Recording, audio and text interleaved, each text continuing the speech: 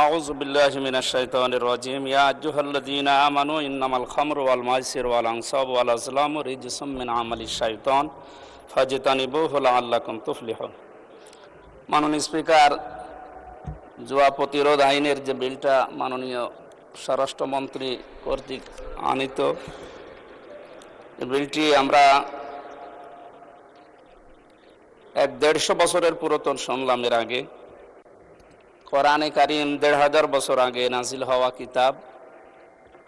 এই আয়াতের ভেতরে সূরা মায়েদার 90 নম্বর আয়াতে মাইসির শব্দ দিয়ে আল্লাহ রাব্বুল আলামিন এই জুয়াকে শয়তানের কাজ বলে অভিহিত করেছেন কোরআনে। বিশ্বকাপ দেখুন বায়োস্কোপ প্লাসে, সব নেটওয়ার্কে, সব ডিভাইসে।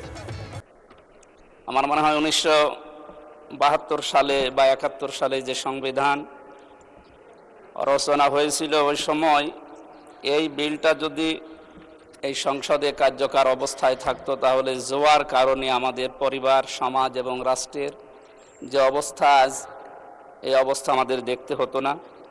এর পরবর্তী শব্দে আল্লাহ রাব্বুল আলামিন কোরআনের আয়াতের ভেতরে জানিয়েছেন, ইন্নামা ইউরিদুশ শাইতানু আইয়ুকিয়া বাইনাকুমুল আদাওয়াতা ওয়াল বাগদা ইলা আখিরি আয়াত। শয়তানের যত কাজগুলো কোরআনে বর্ণিত আছে, তার ভেতরে একটা অপচয় এবং এই জুয়া। এখানে 4টার বিষয়ের ভেতরে 2 নম্বরে জুয়ার কথা আছে।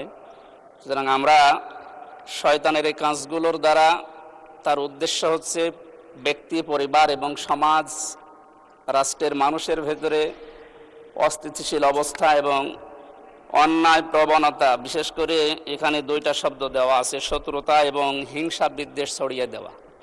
আমাদের এই সমাজকে মুক্ত করার জন্যে কোরআনে কারিমে বর্ণিত যে নিয়মটা দেওয়া আছে, এই নিয়ম ফলো করার জন্য আহ্বান জানাচ্ছি।